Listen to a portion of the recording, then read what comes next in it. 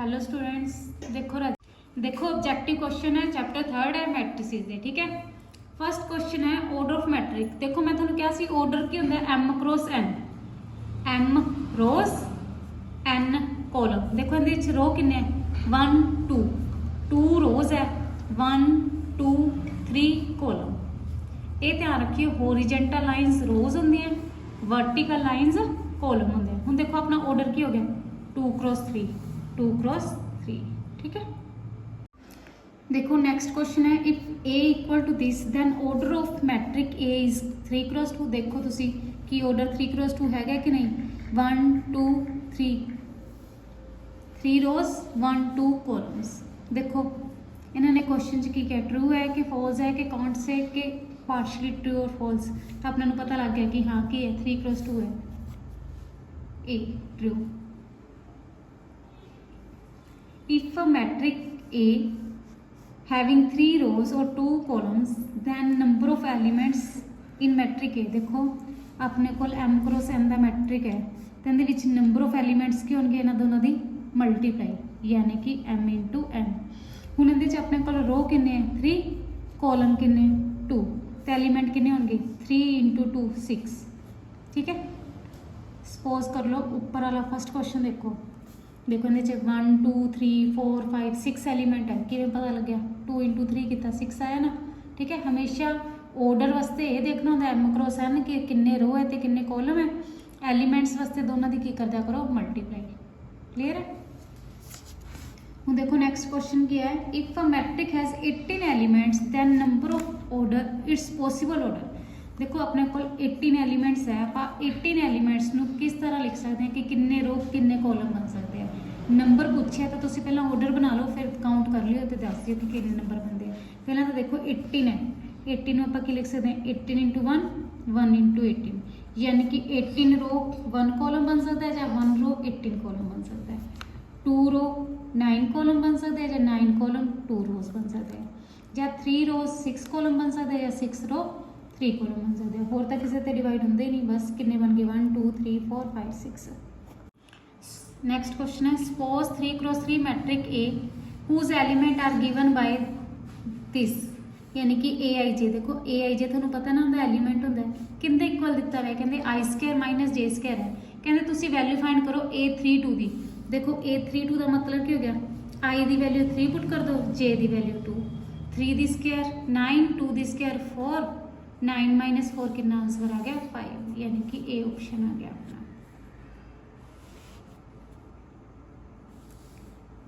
Next suppose 2 cross 2 matrix A whose element are given by this, यानी कि ए आई जे का relation की दिता है। देखो आई बाय जे, ए आई जे का जो एलीमेंट है आई तो जे विच रिलेशन दिता है कि आई अपॉन जे। देखो तुहानू पता है 2 क्रॉस 2 का मैट्रिक की होंदा A11 A12 A21 A22।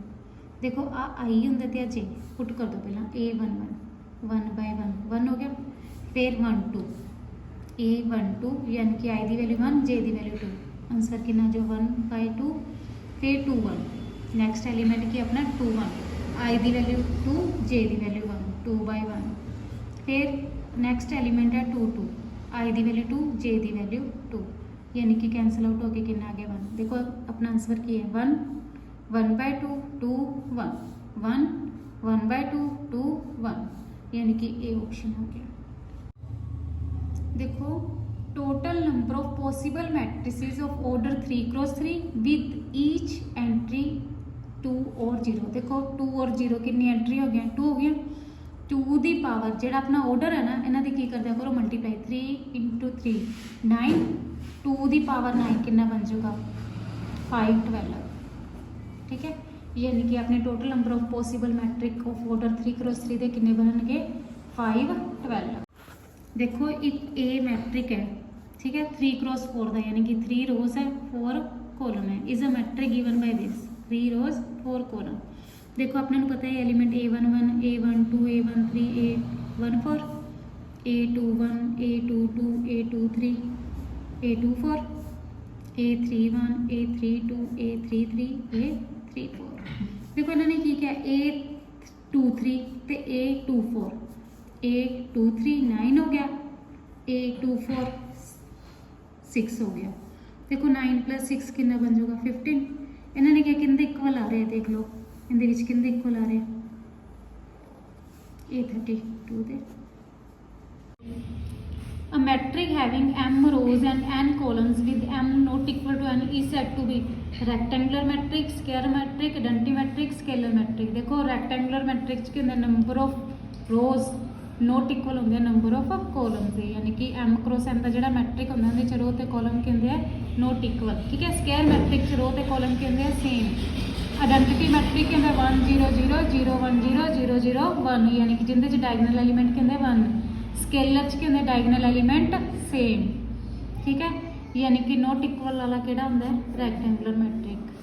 देखो फिर इन्होंने क्या है नैक्सट क्वेश्चन च पी मैट्रिक गिवन है, कहते दसो कि स्केयर मैट्रिक है कि डायगनल मैट्रिक है कि यूनिट मैट्रिक है, ठीक है। देखो डायगनल मैट्रिक डायगनल हमेशा आई बनते होंगे इधर नूं, जिथे आई तो जे के होंगे same A11 A22 A33, but अपने को इत्थे की है आ वाले एलीमेंट सेम है, यानी कि डायगनल कदे भी आई नहीं बनूगा, डायगनल हमेशा इस तरह बनूगा, ठीक है। यानी कि डायगनल नहीं हो सकता। यूनिट मैट्रिक यानी कि आइडेंटिटी मैट्रिक इहदे च डायगनल एलीमेंट की होंगे 1 1 1। फिर केड़ा केस रह गया स्केयर मैट्रिक, क्योंकि स्केयर मैट्रिक्स के होंगे रो ते कॉलम सेम। देखो 1 2 3 रोज 1 2 3 कॉलम, यानी कि अपना आंसर किया गया स्केयर मैट्रिक। देखो if matrix this and this are equal then find X and Y. देखो 2x + y = 7, 4x = 7y - 13। आप x ਤੇ y ਦੀ ਵੈਲਿਊ ਫਾਈਂਡ ਕਰਨੀ ਹੈ, ਇਹਦੇ ਚ y ਦੀ ਵੈਲਿਊ ਫਾਈਂਡ ਕਰ ਲਓ 7 - 2x 7 - 2x पुट कर दो, सोल्व करके देख लो की वैल्यू बन रही है। -14x इधर आके की +14, 4 + 14 18x, दिस माइनस दिस। देखो x की वैल्यू कितनी आ गई 2, x की वैल्यू 2 पुट कर दियो, y की वैल्यू कितनी आ गई 3, x2 y3। Next two matrices A and B are said to be equal if they have same order and for all aij। देखो मैं तुहानू की कहा सीगा कि दो मैट्रिक इक्वल किदे होंदे, एक तो उन्हों का की होना चाहिए ऑर्डर सेम, ऑर्डर सेम, ठीक है। देखो इन्होंने देता ऑर्डर सेम। फिर अपने नू पता है क्रॉसपोंडिंग एलीमेंट सेम के सेम होंदे, यानी कि A11 किंदे इक्वल होगा B11 दे, A12 किंदे इक्वल होगा B12 दे, A21 किंदे इक्वल होगा B21 दे, A22 किंदे इक्वल होगा B22 दे, ठीक है। यानी कि कहने का मतलब है AIJ किंदे इक्वल आना चाहिए BIJ दे। देख लो कितने एलिमेंट सेम, ठीक है। देखो next question x into matrix है 2 3 y -1 1 इक्वल टू किंदे 10 पाई दे। देखो आप x y फाइंड करना है, थोनू पता है कि आप जे बाहर x पे है तो x नाल की कर लेंगे मल्टीप्लाई, y नाल मल्टीप्लाई, प्लस का साइन है तो प्लस कर दोगे, इक्वल का साइन है तो इक्वल। देखो की बन जाऊगा 2x 3x -y y 10 5 की बन जाऊगा। देखो 2x - y = 3x + y, एक 10 के इक्वल आ जाओ तो एक 5 दे दो। इक्वेशन बन गया, सॉल्व कर लो। एडिंग की 5x = 15, x की वैल्यू कितनी आ गई 3, तो x की वैल्यू पुट कर दो 3, 2 × 3 6 -y = 10, 6 - 10 = y -4 = y। देखो y की वैल्यू कितनी आ गई -4, x 3 y -4। Next if this equal to this कहते दैन x की वैल्यू -1 तो y की वैल्यू ट्रू है फॉल्स है, कांट से पार्शली ट्रू है फॉल्स। देखो 1 + x = 2, 1 + x = 2 प्लस 1 इधर आके क्या होगा -1, x की वैल्यू कितनी आ गई 1, 2 = 2 y - 1 = 3, y - 1 = 3, y की वैल्यू कितनी आ गई 3 + 1 4, ठीक है। देखो अपने को आंसर की दिता वैसे -1 ते 2, बट अपना आंसर क्या आया 1 ते 4, यानी कि हो गया फॉल्स। A गिवन है, B गिवन है, C गिवन है, D गिवन है। कहते दसो कि डिफाइन है। देखो A + B डिफाइन है नहीं है, क्योंकि ये 2 रोज 2 कॉलम है, 2 रो 3 कॉलम है, ठीक है। नोट B + C देखो B का ऑर्डर की है 2 × 3, इनका ऑर्डर की है 2 × 1। ऐड हो सकते हैं नहीं, ऑर्डर सेम होना चाहिए ऐड होने वास्ते। सी प्लस डी नहीं हो सकता क्योंकि इनका ऑर्डर तो इनका ऑर्डर सेम नहीं। बी प्लस डी देखो बी तो डी का ऑर्डर की है 2x3 सेम है तो आप ऐड कर सकते हैं। ठीक है, नेक्स्ट क्वेश्चन है if this plus this equal to this then A square plus B square equal to this. देखो ए तो बी की वैल्यू फाइंड करके अगर इहदे पुट करती है तो A square plus B square देख लियो आंसर की आंदा। देखो 1 plus A 2 plus 4 minus 2 plus 3 minus B plus 2 equal किंदे 5 6 1 0 दे। देखो 1 plus A equal to 5 A की वैल्यू कितनी आ जाएगी 4 6 equal to 6 1 equal to 1 minus B plus 2 equal to 0 B की वैल्यू कितनी आ गई 2। ए तो बी की वैल्यू पुट कर दो 4 दी स्क्वायर 2 दी स्क्वायर 16 प्लस 4 कितना आ जाएगा 20। ये ऑप्शन आ गया। देखो ए गिवन है बी गिवन है फाइंड की करना है ए प्लस बी करो A plus B √3 plus 2 1 plus √5 minus 1 plus 1 0 बन रहे ना ये 2 माइनस 2 0 3 प्लस 3 6 0 प्लस हाफ ये ऑप्शन आ गया। नेक्स्ट है if A equal to this then 2a is. देखो 2a का मतलब की है मैट्रिक ए दे हर एलीमेंट नाल 2 दी मल्टीप्लाई करो 2 × 1 2 2 × 3 6 2 × 5 10 2 × 2 4 ये ऑप्शन आ गया। देखो ए गिवन है दैन 3a का मतलब भी हो गया ए दे हर एलीमेंट की 3 नाल मल्टीप्लाई कर दो 3 × 3 9 3 × 1 3 1.5 × 3 4.5। ठीक है 3 × √5 3 × 7 21 3 × -3 -9 3 × 2 6 0 × 3 0 5 × 3 15 बी ऑप्शन आ गया। दी वैल्यू ऑफ दसो कि इन्हें सोल्व करके सिंपलीफाई करके किंदे इक्वल आंदा। देखो cos square theta cos theta minus sine into sine theta cos theta sine theta cos square theta sine square theta sine theta cos theta minus sine theta cos theta sine square theta. देखो adding कर दो cos square plus sine square 1 minus cos theta sine theta plus cos theta sine theta cancel out हो जाएगा कि बन जाएगा 0 cos theta sine theta minus sine theta cos theta cancel out हो जाएगा 0 कोस स्क्वायर प्लस साइन स्क्वायर अपने पता ही 1 होता है बी ऑप्शन आ गया। If this equal to this then x minus Y. देखो x की वैल्यू फाइंड करके y की वैल्यू फाइंड करके दोनों की कर दोगे माइनस। पहला तो देखो बाहर 2 है scalar multiplication 2 × 3 6 2 × 4 8 2 × 5 10 2 × x 2x 1 y 0 1 equal to 7 0 10 5। देखो एडिंग करोगे 1 plus 6 7 8 plus y 10 plus 0 10 2x plus 1।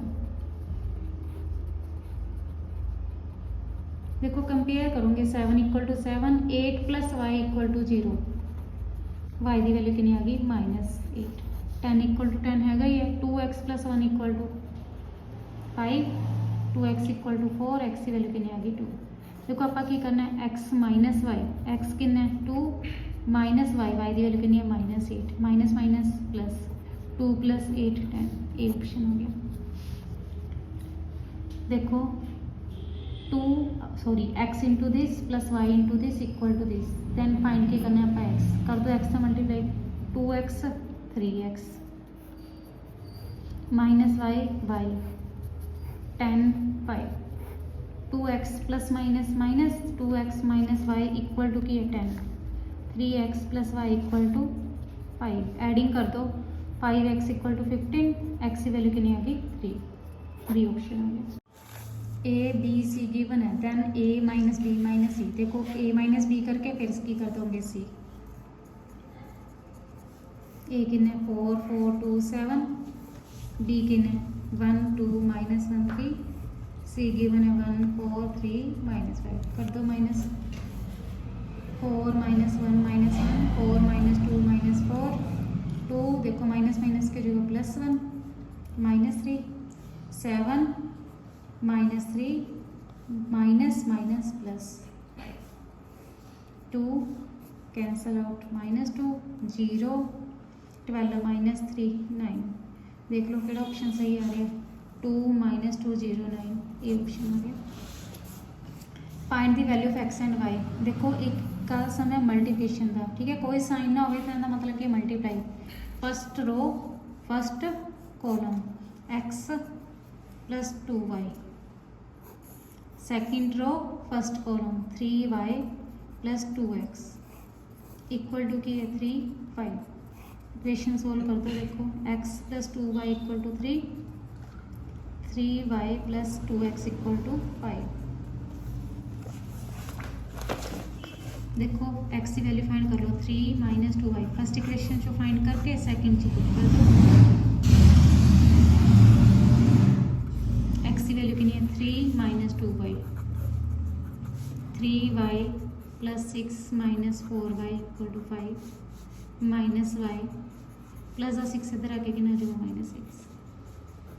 y की वैल्यू कितनी आ गई 1, y की 1 इन पुट कर दोगे। 3 माइनस 2 इंटू 1, 3 माइनस 2 1। देखो x भी 1 आ गया, y भी 1 आ गया, ये ऑप्शन आ गया। देखो a गिवन है, दैन ए स्केयर दसना है कि 0 के इक्वल है, माइनस ए इक्वल है, i के इक्वल है, 2a के इक्वल है। ए स्केयर किवें फाइंड करते हैं a into A.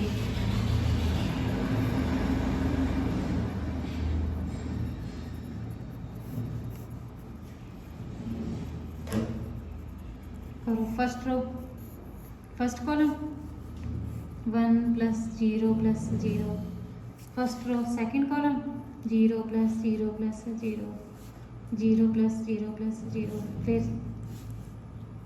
Second row की first column 0 plus 0 plus 0, 0 plus 1 plus 0, 0 plus 0 plus 0, यानी कि सेकंड रो की भी first column second column third column. हम करो थर्ड रो की फर्स्ट कॉलम ए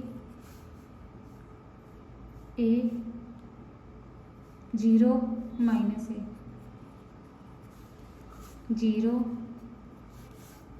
plus B minus B, 0 plus 0 plus 1, यानी कि बन रहा है बस 0 1 0 0 0 1 0 0 0 1 आइडेंटिटी बन रही है। देखो हम की है if this equal to this then find x. X की वैल्यू दसनी है। देखो 3 मैट्रिक है, पहले हम मल्टीप्लाई कर दी first row first column x plus 0 minus 2, 0 minus 10 plus 0, 2x minus 5 minus 3।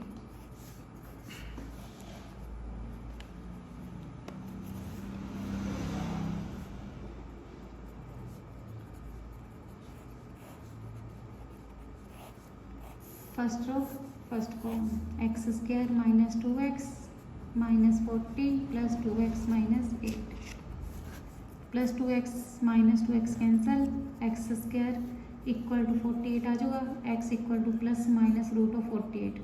देखो 48 के पेयर बना दो की बनते हैं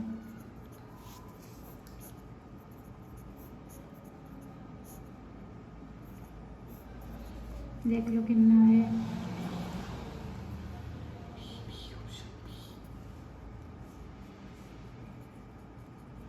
4√3 बी ऑप्शन आ गया। देखो ए गिवन है बी गिवन है, ये कहते A B equal to B A what is the value of x. वैसे अपने पता है ए बी तो बी इक्वल नहीं होंगी, बट इन्होंने इतने कहता कि ए बी तो बी ए इक्वल है तो एक्स की वैल्यू फाइंड करो। ठीक है, पहले ए बी फाइंड, देखो तुम ए बी फाइंड कर लिया, बी ए फाइंड कर लिया। इन्होंने क्या ए बी इक्वल टू कितने रखना है बी ए की, एक्स की वैल्यू फाइंड करनी है। ए बी की 1 x 0 माइनस 1, बी ए की आया अपना 1 माइनस एक्स 0 माइनस 1। देखो x equal to minus x, 2x equal to 0, x की वैल्यू कितनी आ गई 0। देखो x की वैल्यू क्या आ गई 0, यानी कि बी ऑप्शन आ गया। ए गिवन है आई गिवन है, ठीक है। इन्होंने क्या के की वैल्यू फाइंड करो so that A square equal to 8a plus k I. देखो ए स्केयर पे फिर वही कॉन्सेप्ट a इंटू ए, 1 0 माइनस 1 7, 1 0 माइनस 1 7, first row first column 1 0 0, first row second column 0 plus 0, second row first column -1 -7, 0 plus 49, 1 0 -8 49। इधर put कर दो A square 1 0 -8 49 8a a the value ਕਿੰਨੀ 1 0 ਮਾਈਨਸ 1 7 प्लस के आई ਦੀ वैल्यू कितनी 1 0 0 1 8 नाल मल्टीप्लाई कर दोगे 8 0 माइनस 8 56 के नाल अंदर मल्टीप्लाई करोगे के 0 0 के देखो 1 इक्वल टू 8 प्लस के दी वैल्यू कितनी आ जाएगी 1 minus 8 minus 7 next if a equal to this b equal to this कहते दसो कि A B is not define B A is not define कि A B equal to B A है कि A B not equal to B A देखो A be define है कि नहीं बी ए डिफाइन है कि नहीं इनके वास्ते देखो number of columns of A equal to होना चाहिए number of rows of B और ए बी देखो इनके की है 2 रोज़ है तो 3 कॉलम है इहदे 3 रो 2 कॉलम है देखो इनके कॉलम तो इनके रो इक्वल है नहीं ना यानी कि ए बी नॉट डिफाइन फिर बी ए वास्ते देखो बी ए देखो बी का ऑर्डर की है 3 क्रॉस 2